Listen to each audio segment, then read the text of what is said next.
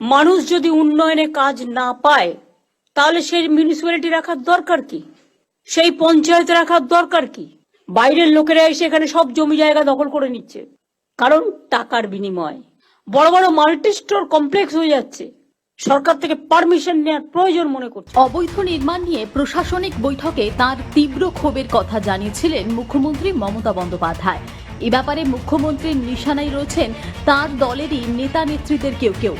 গত 24শে জুন নবান্নের সভাগৃহ থেকে তিনি তীব্র ভাষায় দলের কর্মী নেতাদের উদ্দেশ্যে বলেন, বাইরের লোকেরা এসে এখানে সব জমি জায়গা দখল করে নিচ্ছে, কারণ টাকার বিনিময় বড় বড় মাল্টি স্টোর কমপ্লেক্স হয়ে যাচ্ছে। সরকার থেকে পারমিশন নেবার প্রয়োজন মনে করে না। যাদের উদ্দেশ্যে মুখ্যমন্ত্রীর এই ক্ষোভ, তাদের সিংহভাগই তৃণমূলের কোনো না কোনো পদাধিকারী। স্যার, আমার ওটা G+4 স্যাংশন নেওয়া আছে 2019-এ, আর G+4ই করেছি। এক্সট্রা ফ্লোরের জন্য 2 বছর আগে পারমিশন জন্য আমি অ্যাপ্লাই করেছি, যদিও পাইনি।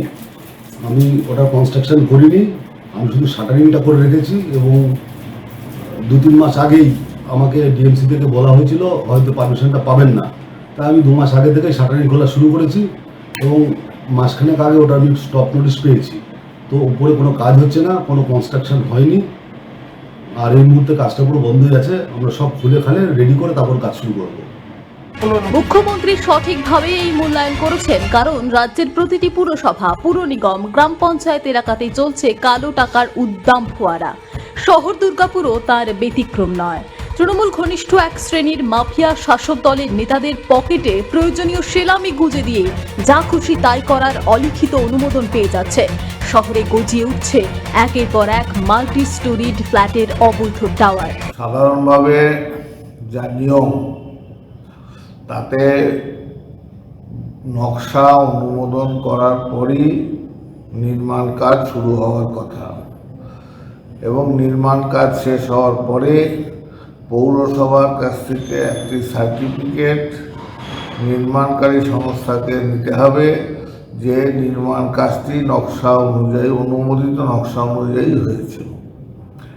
এই আইন যদি লঙ্ঘিত হয়ে থাকে তাহলে পৌরসভার দায়িত্ব আইনের রক্ষক হিসেবে যারা এই আইন লঙ্ঘন করেছে তাদের বিরুদ্ধে ব্যবস্থা গ্রহণ করা। বেশিরভাগ ক্ষেত্রেই পুর নিগমের অনুমোদিত নকশার কোনো রকম তোয়াক্কা না করেই ওসব মাল্টি স্টোরি টাওয়ারের মালিকরা আকাশ ছোঁয়া করে নির্মাণ করে চলেছেন। অবৈধভাবে তুলে নেওয়া হচ্ছে ভূগর্ভস্থ জল। দুর্গাপুরের 19 নম্বর ওয়ার্ড অর্থাৎ ব্যানাচিতির পশুপতি মার্কেট সংলগ্ন এলাকা, সারদাপল্লী 54 ফুট রাস্তার দুপাশের বেশ কয়েকটি টাওয়ার, সিটি সেন্টার এলাকার কয়েকটি টাওয়ারের মালিকদের বিরুদ্ধে অভিযোগ, নিয়ম নীতির তোয়াক্কা না করে তারা স্রেফ ক্ষমতাবান কয়েকজন নেতা নেত্রীকে খুশি রেখেই এই ধরনের অবৈধ কারবার করার ছাড়পত্র পেয়ে যাচ্ছেন। একই রকম বেনিয়মের অভিযোগ রয়েছে ফুলঝোর, বিধাননগর, বামুনাড়ার বেনুবন, কালীনগর সহ দুর্গাপুর নগর নিগমের আওতাভুক্ত প্রায় প্রতিটি এলাকাতেই। এইভাবে ঢালাও অনিয়ম করেও তারা পার পেয়ে যায় স্থানীয় প্রশাসন তাদের বিরুদ্ধে কোনো ব্যবস্থা নেয় না বলেই এ বিষয়ে মুখ্যমন্ত্রীর আক্ষেপ, পুরসভা, পুর নিগম, পঞ্চায়েত যদি এগুলো না দেখে তাহলে তাদের রেখে লাভ কি?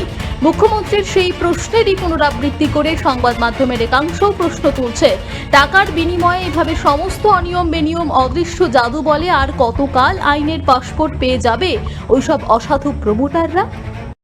দুর্গাপুরে অমরাবতী ডিফেন্স কলোনি সহ এডিডিএর জমিতে যে অবৈধ নির্মাণ, সেই নির্মাণের প্রশাসনকে সাথে নিয়ে আজকের থেকে ম্যাপিং চলছে। তো এই ঘটনা তো আজকের নয়, এই অমরাবতী ডিফেন্স কলোনির ঘটনা। এটা হচ্ছে অমৃতা সিনহার বেঞ্চে মামলা ছিল, পুলিশ প্রশাসনকে বহুবার জানানো হয়েছিল। আজকে মুখ্যমন্ত্রী বলার পরে তৎপরতা বেড়েছে, তৎপরতার সাথে সাথে এই ম্যাপিংগুলো করা হচ্ছে। আমরা চাই শুধু অমরাবতী নয়, দুর্গাপুরের যেখানে যেখানে এই অবৈধ নির্মাণ হয়েছে, 20 নম্বর ওয়ার্ড, 21 নম্বর ওয়ার্ড, সেখানেও হচ্ছে হাই রাইজ বিল্ডিংয়ের ক্ষেত্রে 16 ফুট রোড, 20 ফুট রোডে যেখানে অবৈধ নির্মাণ হয়েছে, যেখানে G+3 অনুমোদন, সেখানে G+5 পর্যন্ত বিল্ডিং খাড়া করা হয়েছে। এই বিল্ডিংগুলো যদি ভাঙা না হয়, আমরা মহামান্য আদালতের কাছে এবার হচ্ছে প্রপার ডকুমেন্টেশন সহ আবেদন জানাবো এবং তার সাথে সাথে রাজনৈতিকভাবে রাজপথে আন্দোলন গড়ে তুলব। আমরা তো অলরেডি শুরু করেছি, সার্ভে করা শুরু করবে, মানে কোন এলাকাতে কটা এরকম অবৈধ তৈরি হয়েছে। যে ফ্ল্যাটগুলি সম্বন্ধে কমপ্লেনও আসছে সেগুলি সম্বন্ধে বিল্ডিং প্ল্যান ডিপার্টমেন্টে অবহিত করা হয়েছে যে কমপ্লেনগুলো আসছে সেগুলো খতিয়ে দেখা হোক, যে তাদের কি G+4 করা আছে তার সত্ত্বেও G+5 করছে, নাকি তাদের কোনো প্ল্যান পাসই করা নেই তারা তুলছে। তো তদন্ত করে আগে দেখা হবে যে যদি সেরকম কোনো অবৈধ বিল্ডিং থেকে থাকে, এটা উইদাউট প্ল্যান করেছেন বা নিয়ম বহির্ভূতভাবে করেছেন, অতি অবশ্যই যা পদক্ষেপ নেওয়া সরকারি পদক্ষেপ সেটা নেওয়া হবে। Report TV news 10।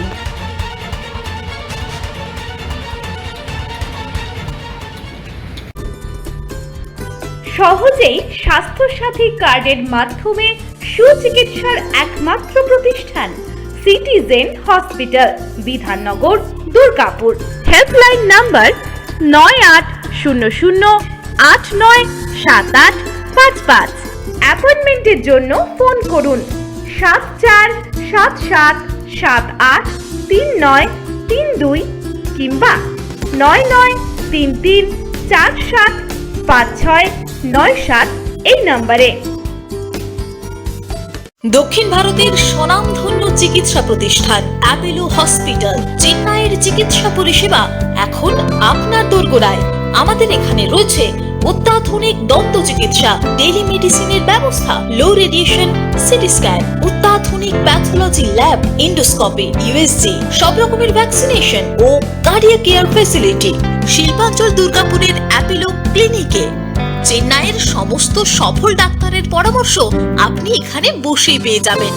ডাক্তারের সঙ্গে আলোচনা থেকে শুরু করে ট্রিটমেন্ট সবই এখন অ্যাপেলো ক্লিনিক দুর্গাপুরে। তাই আর দেরি না করে চিকিৎসা সংক্রান্ত সব সমস্যার সমাধান করতে আজই আসুন অ্যাপেলো ক্লিনিক দুর্গাপুর।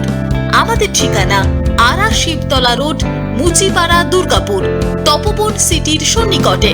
যোগাযোগ এবং বুকিং নাম্বার 8927800447, এছাড়াও 8670909033।